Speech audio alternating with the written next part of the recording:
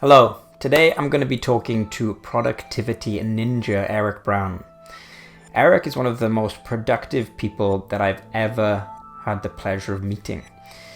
He came on board the HighExistence team as an intern and then eventually made himself a linchpin. He is indispensable, and one of the reasons why is because he's able to get so much stuff done without breaking a sweat.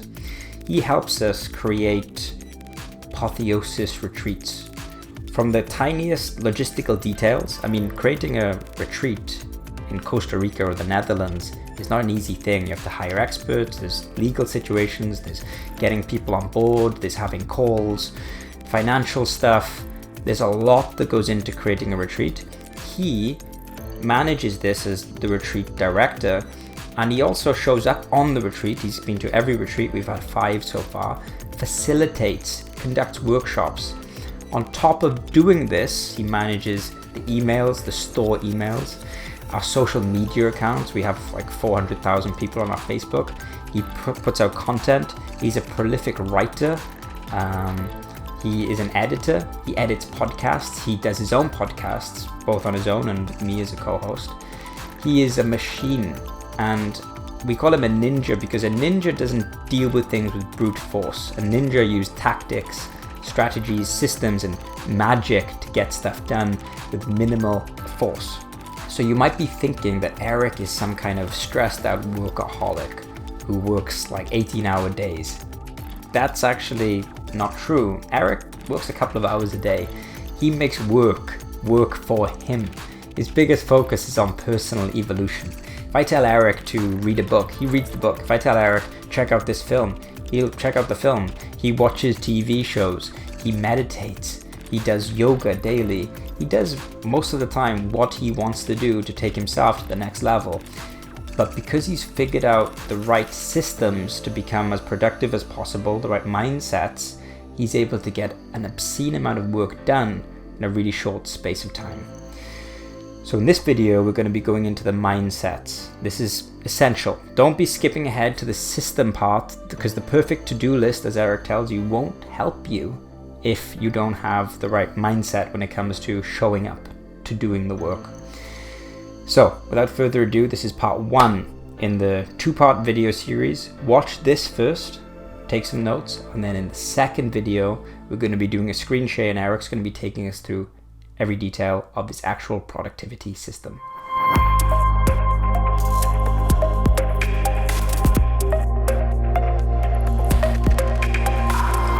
Today I want to discuss with you some of the practical and theoretical aspects of your productivity system.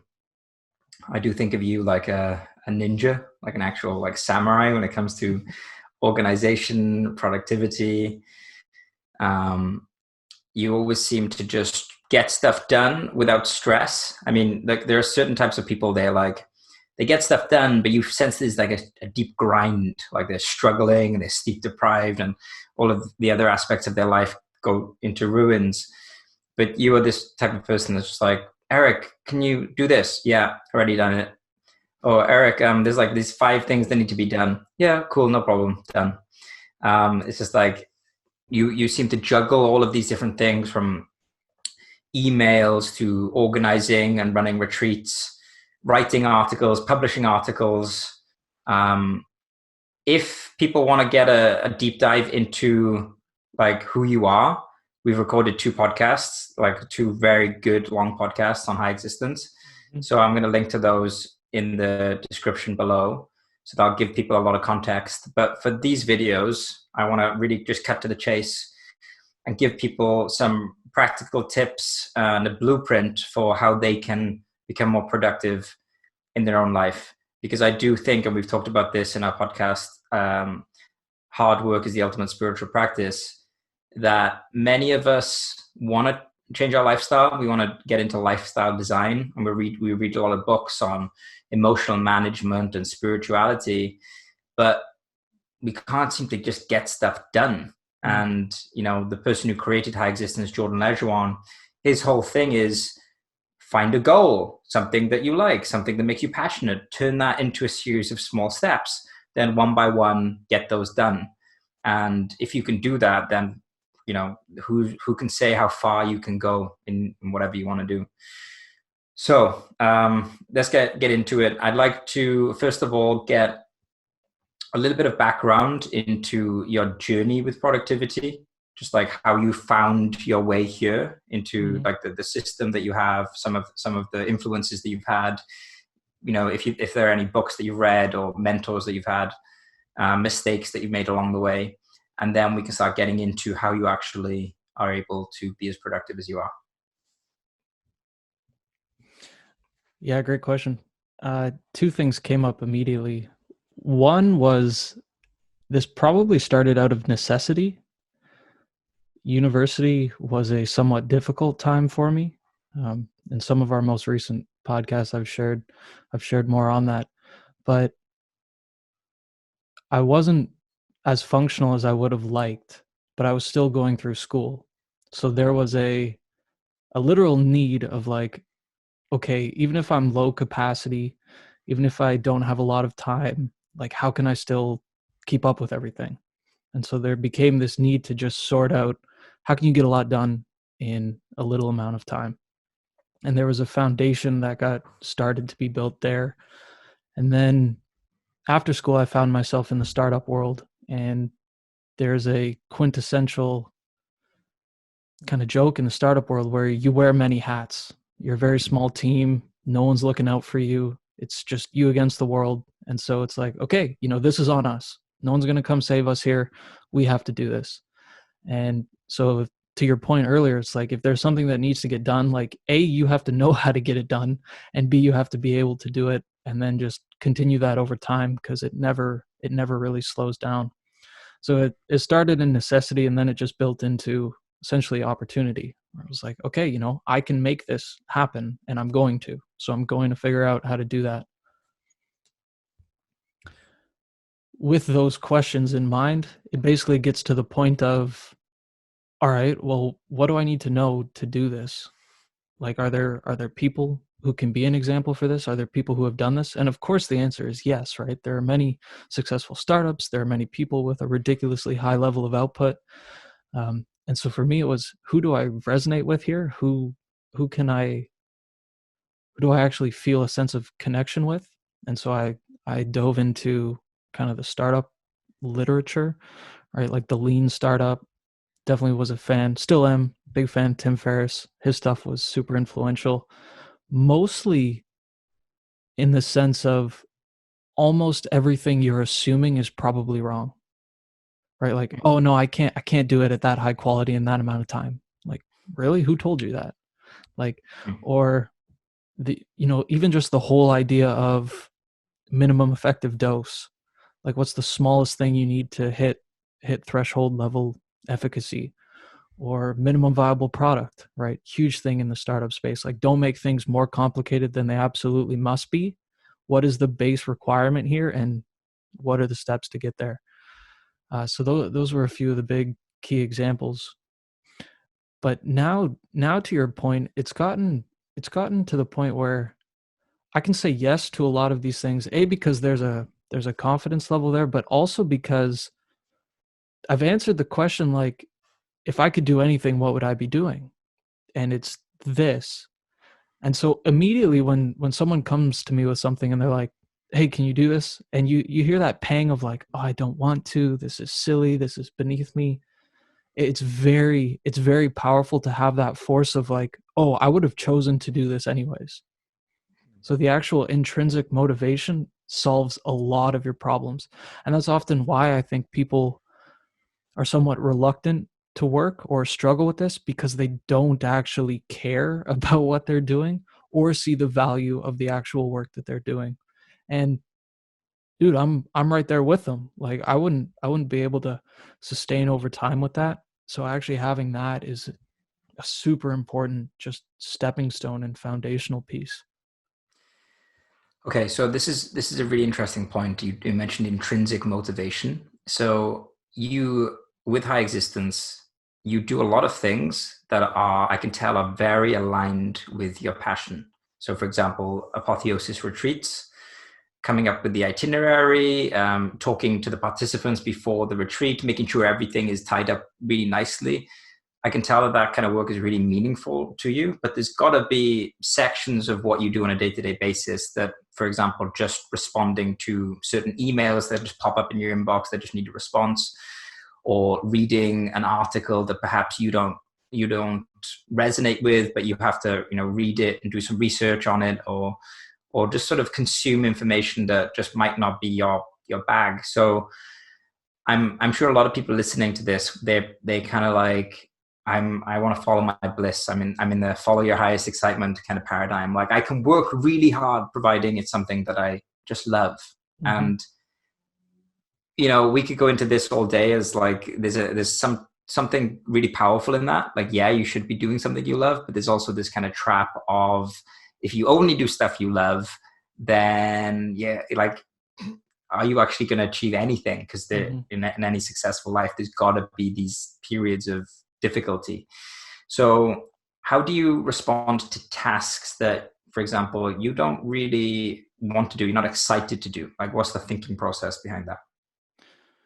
Yeah, so the biggest one is what you basically just touched on, is that a lot of us have this utopian fantasy of like entrepreneurship and high output and all of this stuff, and not actually realizing that there are a lot of details. There's a lot of stuff that goes into this. You have to file taxes. If you ship anything to people, you have to deal with missed shipments and returns. And like I do the classic like e-commerce support for HighExistence as well, right? Which is like, where's my poster? I haven't gotten it yet. Like basic stuff. Mm-hmm. So the one big thing that helps is like, well, this is part of the deal. If you want to be able to do the really fun stuff, there's actual supporting details that go into it. So there is no real difference. It's like, this is the reality. This is part of it. And your point was super important, where it was, well, if I only did the things that I super wanted to do, well, then the organization I work for would fall apart and I wouldn't be able to do any of it.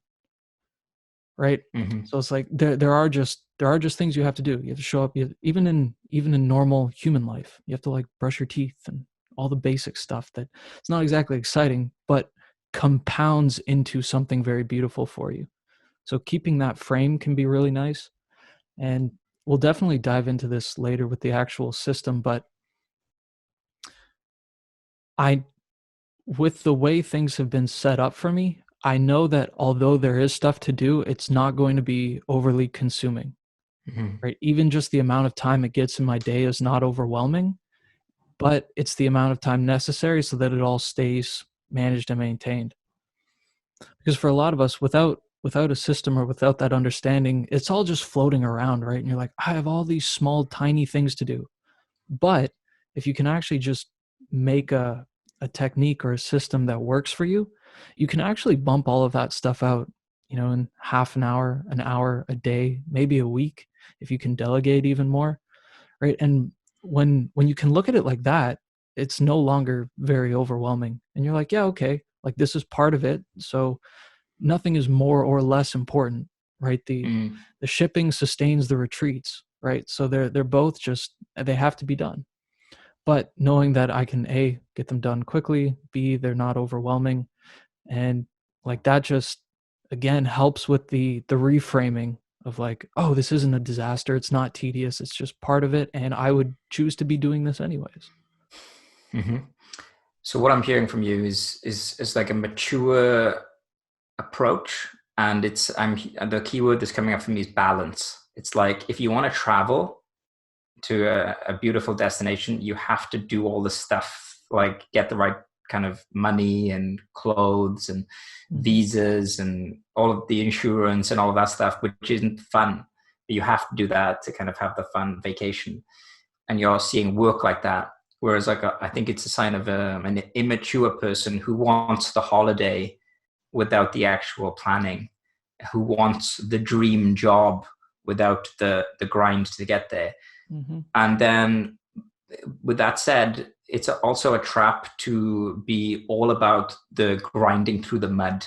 Like, this has to be painful, and there has to be, every day there has to be this grind without the holiday.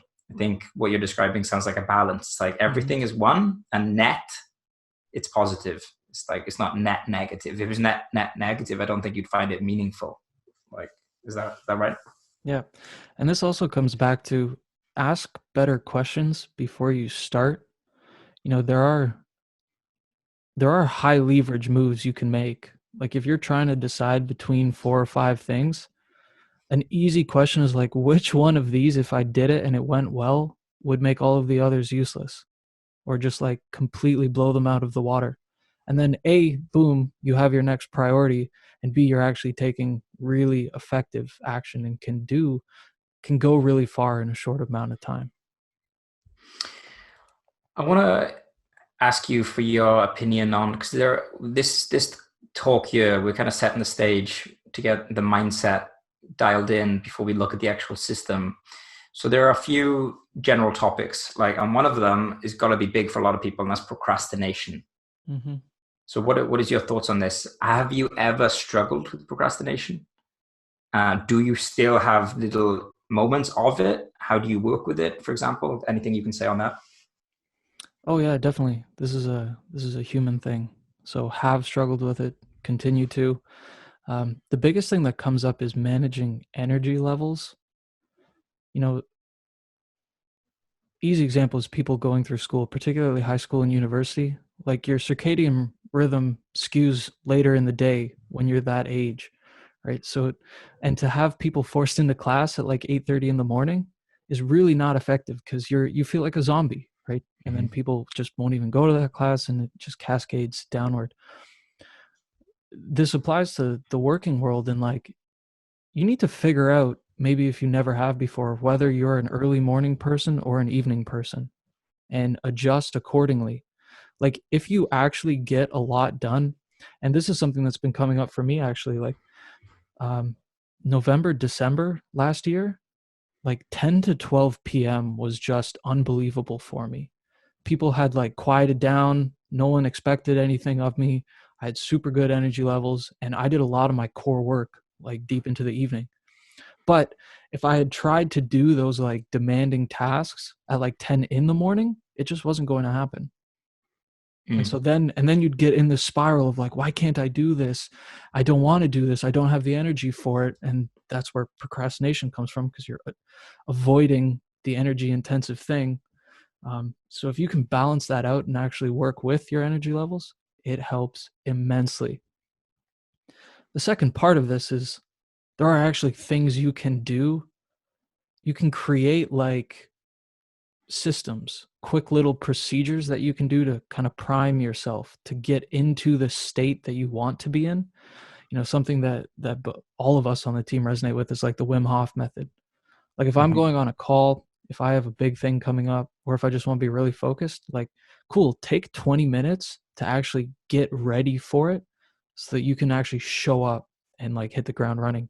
And then when you have that momentum behind you already, it's way easier to get started. And that the very small thing on procrastination, the ultimate kind of like life hack, if you want, is like Mm-hmm. actually just sit down in front of the thing and just like kind of wait. Mm. Like honestly, if you get through the first 30 seconds to 2 minutes, like that initial bump, it then just becomes way easier to start. You're already there. It's like, you know, if you're trying to learn guitar and it's in the case and it's in your closet, like if you can just make a habit, not even of practicing, like just take it out of the case and hold it. And if you don't want to do anything, whatever, put it back. But if you repeat that, eventually you'll be like, well, I'm already holding this. Let's see what's up. And you can slowly build through the resistance to actually starting the thing. Because all procrastination is just resistance to starting. It's not the doing. It's just the first like few minutes. So literally just get your butt in the chair, and it quite often goes away. And the idea with this as well, I've heard it called many names, like the 2 minutes rule or something like that, you know. And Mm-hmm. the idea of it is that even if you genuinely work on the project for a minute or two and then decide to stop, that's okay. What you don't want to do is build up this track record of complete inactivity. It's kind of like Mm-hmm. if you have some sort of like self-care practice like meditation, if you meditate for just 3 minutes a day for 30 days, you will feel so different from doing 0 minutes a day for 30 days. The 0 minutes a day, you're going to probably feel a bit of a sense of shame. Like, I'm like, and you're going to feel like, oh, I'm not in the habit of it. I'll do it tomorrow. And then tomorrow never comes. And just having like breaking the seal, just like Mm-hmm. having it, just like dipping your toes in the water, like one sentence of my novel a day is going to make you feel like a writer. Maybe not a very productive writer, but a writer who's actually taking small steps forward Yep. instead of, someone who just talks about wanting to be a writer and never actually opens their manuscript, which, Mm-hmm. yeah, it can't feel good. It's probably quite a lowering thing for one's self-esteem. On the morning night person as well, I wanted to add that one tip I think for this is that you should figure out your like natural rhythm, whether you're a morning or night person or an owl or a lark, not by, oh, what does my past look like? Mm-hmm. You should actually set up an experiment. Like, I am actually going to wake up early for a month, and then I'm going to actually do Mm-hmm. work in the evening for a month and compare. Because some of us can just fall into certain habits, like we just start going to bed late because our friends do, and then we start thinking we're a night person. It's like, really, maybe if you woke up at 6 a.m., you'd actually get like way more stuff done by 1 p.m. You're not really going to know until you do it. What I wanted, those are really good tips on procrastination. I love the idea of just the waiting, just like one step in front of the other, wait, stare at the project. Like, that's so different from running around every direction other than the seat that you're Yep. meant to be sitting in to do it. What about your actual feeling towards work? So what I mean by this is, say you wake up in the morning and say we're at the moment now, we're in a special period, we're in a lockdown, we're not going out much. But say you've treated yourself to a video game console, because you want to relax more, and you've got your video game console there. Maybe you've got a partner who's in the house wanting to do stuff with you. Maybe you've got friends who are asking you to do stuff. You've got all these other fun, cool things to do. Maybe there are certain projects you want to learn. Maybe you want to play guitar, productive things. All these things pulling you away, and you will do work today. You will work on your passion project or your novel or whatever it is that you want to work on. But with all these distractions, you could quite easily just do like an hour of poor quality work. So Mm-hmm. how do you get yourself into this state of mind that's like work is the top, work is the priority? Because many people do see work as this like thing that we do for money. And that unfortunately translates into our passion projects, because we carry the same kind of like, Mm-hmm. oh, it's just for money. And it actually doesn't have to be like that. So what is your approach there? So, the first thing that came up was work isn't everything for me. Like, I do Mhm. 2 hours of just stuff for me before even touching work daily, which, for a lot of people, they wake up, they run downstairs, they grab coffee, and they leave, right? You can do that in 15 minutes. It's like, well, no, like, I'm actually going to show up for myself first. So that's a big one. 2 hours. Can you go into those 2 hours a little bit? Yeah, we can, and it's all coming in the system. It's Cool. yoga, meditation, start the day. So half hour, hour. And start the day is whatever. It's Mhm. breakfast, shower, brush your teeth, read, whatever. It's just an empty block. But this is actually planned. It's not just something you just sort of naturally do. You actually set aside time and structure it in. Mm-hmm. So that's going to be part of the system that we get into Mm-hmm. a little bit later. And Okay. this is the biggest thing that comes up, which is most people think of a schedule like a dictator, and they feel really bad if they can't hit the minute to minute progression of it. And then again, it builds a negative feeling, and so they stop it and it falls apart.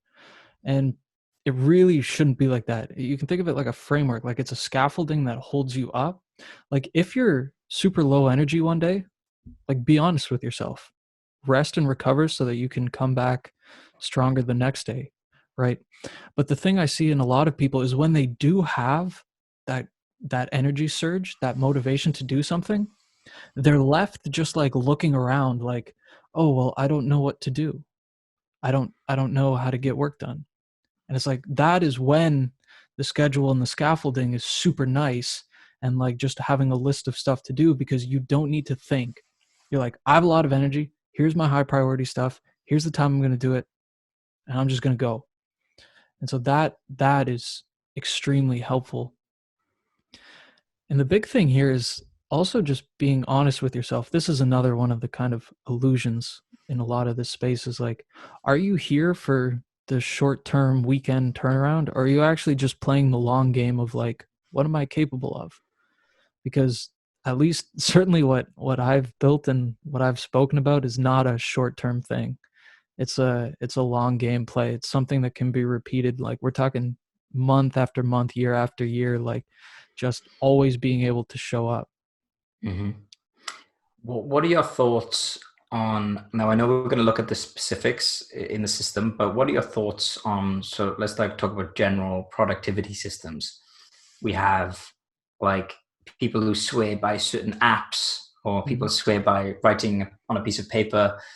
Do you think there's any truth to there being like certain productivity apps that are the things that can make you more productive? Do you think it's more like the intention you bring? Like, what is the role of technology and intention when it comes to productivity? Dude, all technology is a tool, right? And you can be made way better with tools. They can augment you significantly and really give you upgrades. But if you can't wield it effectively, like whatever, you need to start on, actually, can I show up? Do I actually care about doing any of this? Right? A lot of the, I called them foundational a couple minutes ago, right? A lot of the foundational things are just inside you. Um, the thing that's come up, and again, it's super easy to see all these like celebrities or high performance guru people and just be like, wow, my setup is nowhere near like them. But no one recognizes that like it is years of refinement in the making, right? So the way I would say it is, test a bunch of things to see if they work for you, but actually commit to them fully when you're testing them. This is what you said earlier about, well, actually try to be a morning person for like a month. Don't give it 3 days when your body's still adjusting and be like, no, not for me. Like, actually commit to whatever period is reasonable for you. 2 Mhm. weeks, a month, 2 months, like whatever, but actually try fully to do it. And then at the end you can look back and be like, well, yeah, it still really wasn't coming together. Maybe I'm going to try the night thing. Or you might just realize, wow, it became a ritual and a routine for me. I really like this. I'm going to keep going with it. So like, yeah, try some stuff out. Like, nothing I'm going to say in here is the word of God, but Mhm. it has come through just iterations of stuff. And this is what has turned out to work right now. Where do you fall on the spectrum of people like Tim Ferriss, who are like the 4 hour work week? You know, paradise is being able to work for a couple of hours a week, make a ton of money, live the dream. You know, because we mentioned Tim Ferriss. Now, I get a sense that Tim Ferriss works a lot more than 4 hours a week. You know, like he's published a lot of amazing books, and he's got a great podcast, etc. So, where do you fall on like that spectrum of work as little as possible to the sort of Elon Musk side of things, where it's like, or Gary Vaynerchuk, which is like, work as much as you can. You have to put in massive hours. Only sleep 6 hours a night. Where are you on that spectrum? Do you have any thoughts on that? I think it just comes down to being honest with yourself. And there's a really important thing that's not brought up about a lot of these people, which is like, they are programmed that way. Like, they can't really do otherwise. Like, that's just in their DNA. And because of that, their life is a manifestation of that. So it's just the go, go, go stuff. Um, for me, it's both. Like, I want to, like, from the 4 hour work week side, like the littlest possible. Yeah, I definitely resonate with that a lot, because a lot of what I want to do with my life isn't exactly work focused. It's not career driven. It's personal evolution. It's, I want to learn chess. I want to learn languages. I want to like just do random stuff. Mm. So in that sense, yeah, I want to have the time. So freeing up time, money is separate, but I want the time and the energy, right? Because everyone has 3 hours a night when they come home from work, but you're booked from work, like you're dead, and so you don't have the energy. So on that side, like, yeah, I want the time and the energy to do the things that I just find interesting and that I want to do. And that actually feeds into the Gary Vee side where it's like, I have no problem working a lot. I really actually enjoy it on the things I care about. Mm-hmm. Right. So it's like one actually feeds the other. It's, I want to clear up my time, energy, and attention as much as possible and reduce any of the thinking I have to do so that when, I get presented with something like helping run a retreat series, like, yeah, I can just dive completely into it and give all that I want to give to it. So they go hand in hand. Again, all of this stuff is always presented as black and white, right? It's always like, you got to be this or you got to be that. And it's like, well, no, man, you can do both. And this is what people will notice with intrinsic motivation, right? This has come up a number of times. Like, the things you are intrinsically motivated to do give you energy doing them. So you can actually do them for hours and hours and hours and hours. That's why gaming is so addictive, right? You get the dopamine hit while you're playing and you're like, holy crap, this is amazing flow state. Like, I can do this for 10 hours a day. Because, Mm-hmm. yeah, there's a reward mechanism built in. And so it's, yeah, it's honestly, it's like both. And I go through periods of both, like periods where I work very little and I kind of check in and maintain. But if there's a cool project coming up, like we're launching a course soon, it's like, dude, I will show up for hours a day for this because Mm-hmm. this is amazing and this is what I would choose to be doing if I could do anything. I love that question of, if I could do anything, what would I be doing? Because what you're seeing is a lot of people now in this lockdown period that we're in are not able to work. And Mhm. I'm seeing on social media the same people that were complaining about their jobs are now like missing their Oh jobs. yeah. So it brings up this point, like, if you didn't have to work, you would still want to be doing something with your time outside of just hobbies, because there's only so Mhm. many hours a day you can do, like watch Netflix, play video games, learn chess.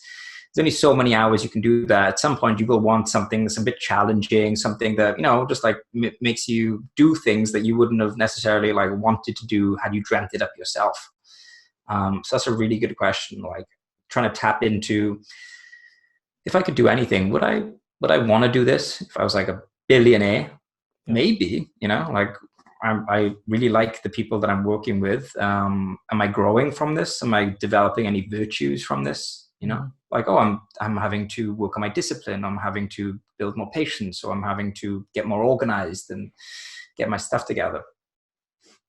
This is a big thing that I think gets overlooked. I love this line of, the struggle is guaranteed, the success is not.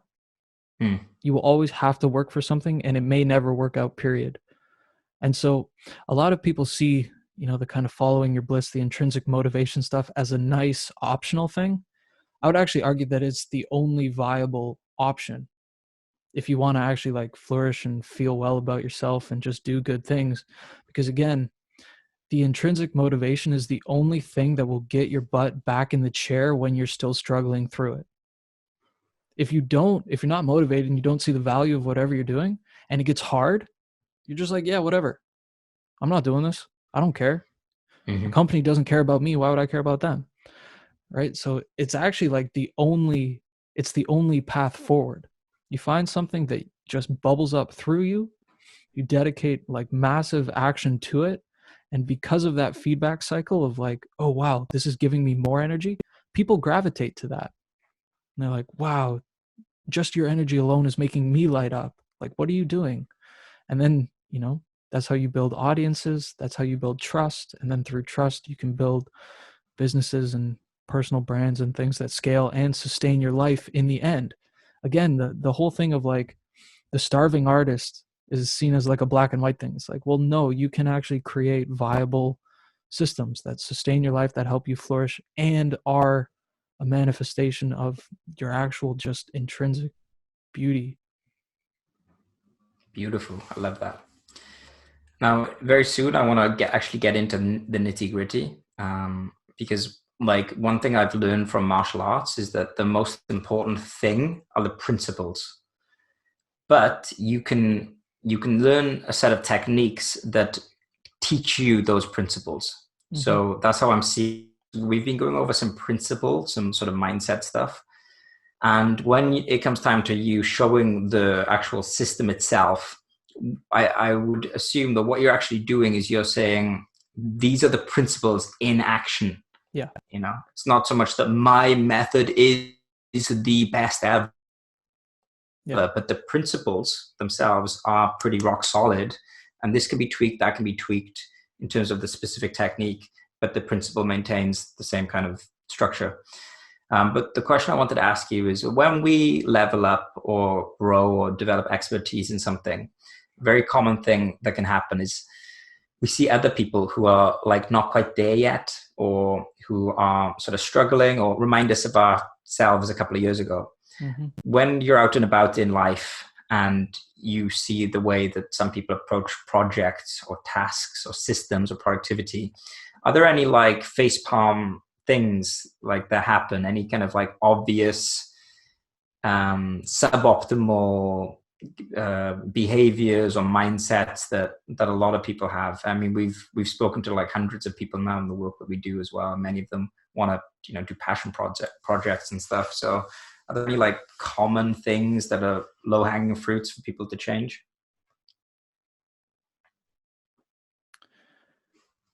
You always bring your life to wherever you are.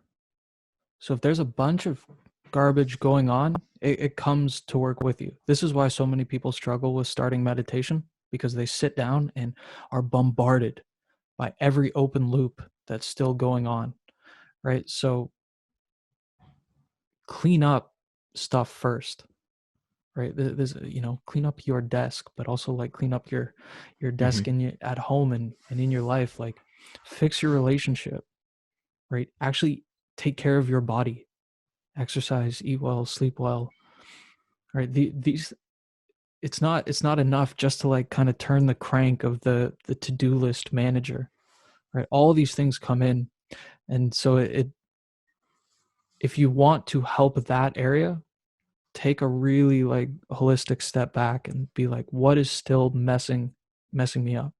Jordan Peterson's self-authoring program is beautiful for this, because you'll see exactly what is like this glaring alarm that always pulls your attention away, that makes you unmotivated, that even is hiding your intrinsic motivation from you. That's why you probably don't feel like you have anything that fits that. So that's a big one. Again, trying to force energy levels when they're just not there. This goes back to the morning evening thing as well. Oh man, dude, copying the surface manifestation of other people's stuff just because it works for them in no way means it's going to translate to you. It can mean that it's worth testing. If you see something there and you're like, that's really clever, I like that, it's worth doing the test and commit thing we just spoke about. But to just port an entire thing from someone over to you is a disaster, because you're not you're not them, and you're not them as they are right now. You might be them a couple years back, but that's not the system they were using a couple years back, right? So just porting stuff on face value, it can be a disaster, because then you get into that spiral again where it's like, oh, why can they do it and I can't, and why is this so hard for me, and they make it look so easy. It's like, well, because that's what's working for them right now, and it might not be what's working for you right now. So that's a huge one as well. And then again, a very common theme that's come up already a few times is technology is a tool. It's not the wielder of the tool, right? So there's a lot of foundational stuff. What do you actually care about?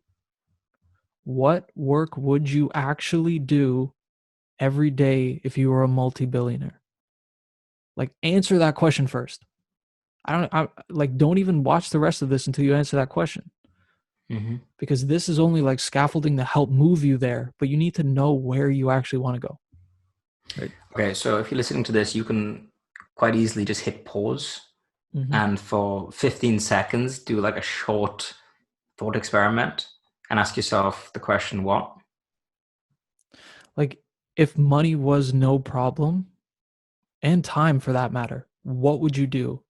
Because honestly, sitting at the beach gets boring after like 2 weeks, right? Mm-hmm. You are inherently wired to keep pursuing goals. That is kind of the human condition. Like, what would you actually do? And it can be huge. I'm talking like, I would put people in space. I would create closed loop systems of production and make a sustainable planet. Like, it can be super big, but actually know what that answer is, or at least what your best impression of it is right now. Because it doesn't have to be concrete for the rest of your life. You're not making a life sentence here, but right now, with where you're at, if I just gave you all the time, money in the world, what would you go do?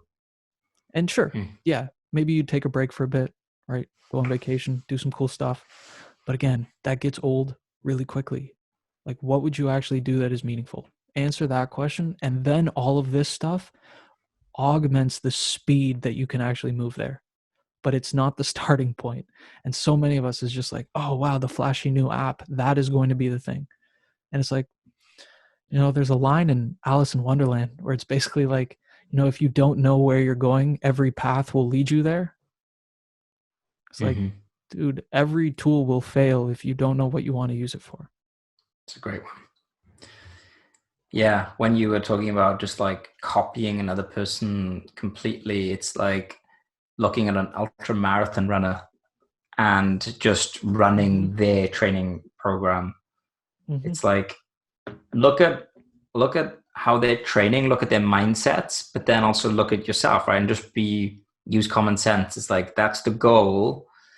What kind of thinking went into their program? Now let's kind of like it's sort of like looking at like a like a car or like some intricate piece of technology, then kind of like breaking it apart and seeing what steps led to that finished product. Yeah. Yeah, actually, another name to shout out that was super important for me, and you just brought it up, was James Clear. James Mm-hmm. Clear and his early writings were foundational for me, super helpful.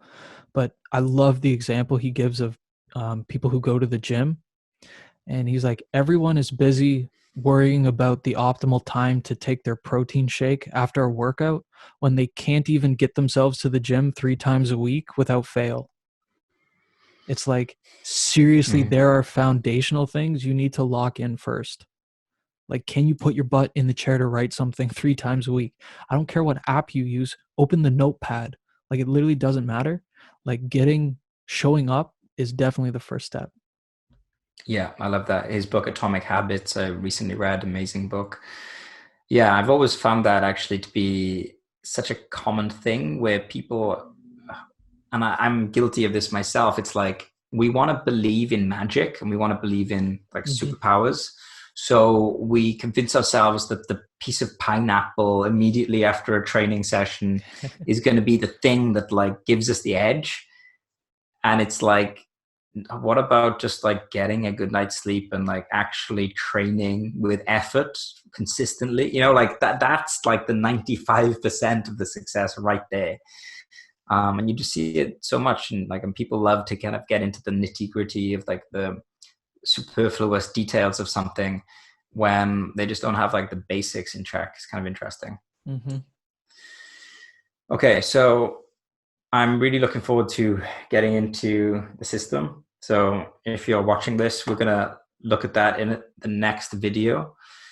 At the moment, I think the take-home message is to do a little bit of an inventory of your life and how you've been doing things, and sort of the ideas that we've shared here. Are any things that we've said challenging, making you think differently? Anything like that. So sort of get yourself into the right mindset for the next video, which we will be providing a link to when it's released in the description below. So any final thoughts? Now go answer that question. Yeah. Do an inventory of your life. That's a great suggestion. And answer that question. Like, what would you do if you could do anything? And side homework from this discussion that I'm hearing is James Clear, jamesclear.com. He's got a book, Atomic Habits. I'm sure he has YouTube videos and podcasts that you can check out. I'm hearing Self-Authoring by Jordan Peterson as being a really good deep dive. Amazing. Yeah.